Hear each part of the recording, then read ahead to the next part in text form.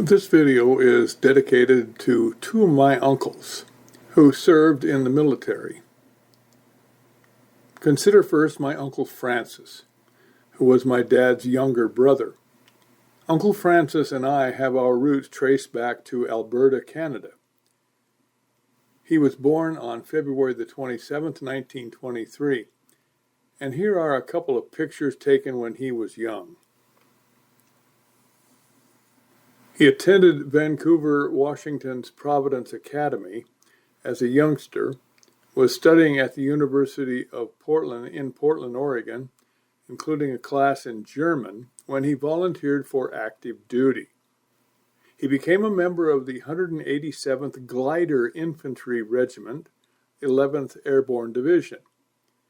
Before he shipped out, he posed for a photo in front of Grandma and Grandpa McCoy's house in Vancouver, Washington, at 3315 V Street, during what must have been a family send-off.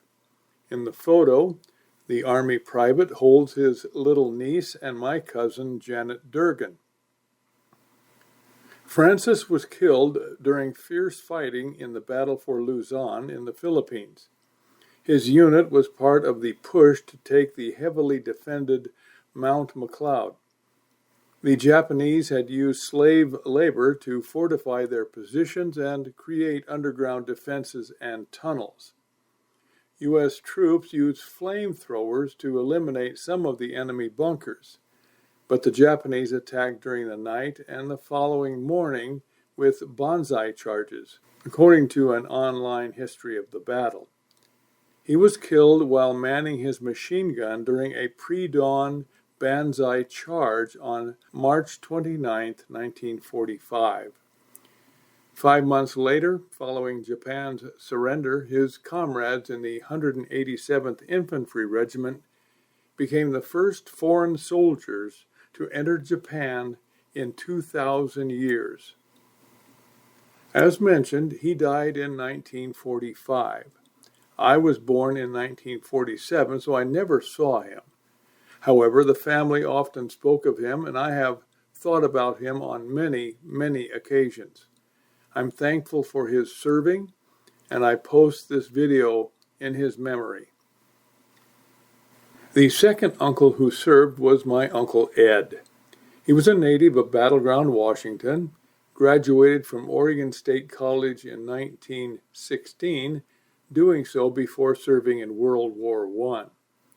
By 1919, after the war concluded, he rose to the rank of major when he was just 23 years old. In 1925, he returned to his alma mater to become the Memorial Union manager, the first person to take the position.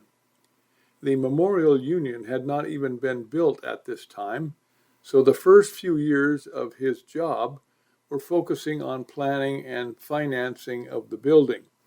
He remained in this position until his retirement in 1963, and he spent his remaining years on the family farm before passing away in 1966. He is buried in Crystal Lake Cemetery in Corvallis, Oregon. While in the military and fighting and leading his men, my Uncle Ed received the Medal of Honor. His citation reads as follows: while his company was crossing the Meuse River and Canal at a bridgehead opposite Clery-le-Petit, the bridge over the canal was destroyed by shell fire, and Captain Allworth's command became separated, part of it being on the east bank of the canal and the remainder on the west bank. Seeing his advance units making slow headway up the steep slope ahead, this officer mounted the canal bank and called for his men to follow. Plunging in, he swam across the canal under fire from the enemy, followed by his men.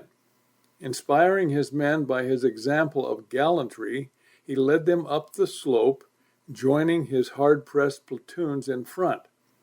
By his personal leadership, he forced the enemy back for more than a kilometer, overcoming machine gun nests and capturing 100 prisoners, whose number exceeded that of the men in his command. The exceptional courage and leadership displayed by Captain Allworth made possible the re-establishment of a bridgehead over the canal and the successful advance of other troops.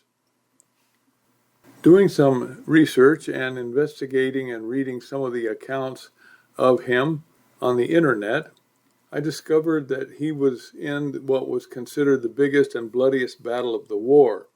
The Meuse-Argonne battle was considered a turning point at the end of World War I. Beginning September 26, 1918, and stretching along the entire Western Front in Europe, the battle only concluded with the end of the war on November 11, 1918, Armistice Day. During the 6-week battle, American and French forces drove back the Germans, and more than 26,000 Americans were killed. One of the survivors, Edward C. Allworth, went on to become the first director of the Memorial Union at Oregon State University, but his first claim to fame is that as the recipient of the Congressional Medal of Honor for the extraordinary heroism he displayed during the Meuse-Argonne battle. During an interview later on, he described what was taking place. "We steal across the engineer's footbridge and reach the canal on the other side of the river. Germans, suspicious, and firing constantly, puncture pontoons across the canal and the bridge sinks, leaving part of our outfit on the German side alone." He recalled that fateful day. The unit reunited after they scrambled up the banks of the canal and together drove back the German troops by more than a kilometer, successfully capturing 100 prisoners of war.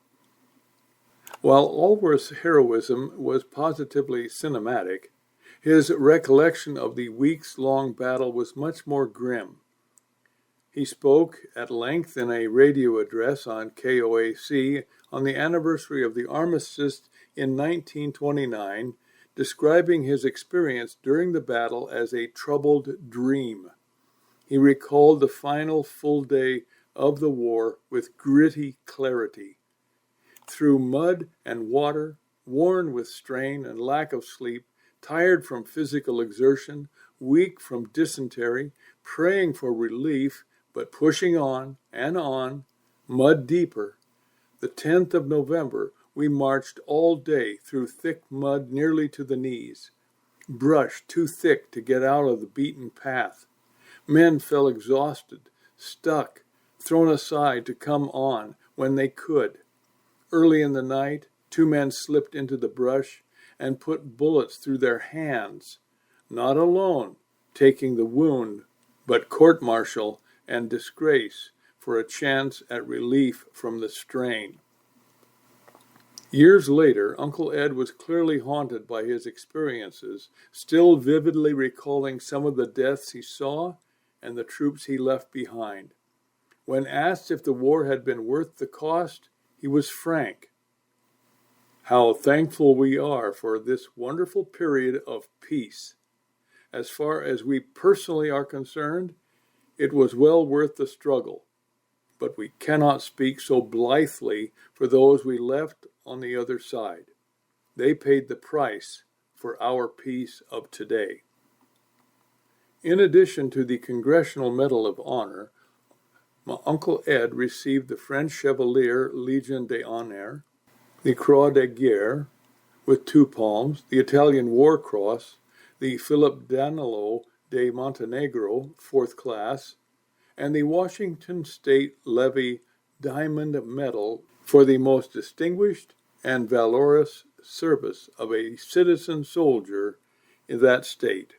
His service to the university and its country also earned him an honorary Doctor of Laws degree from Oregon State in 1929. That's my Uncle Ed.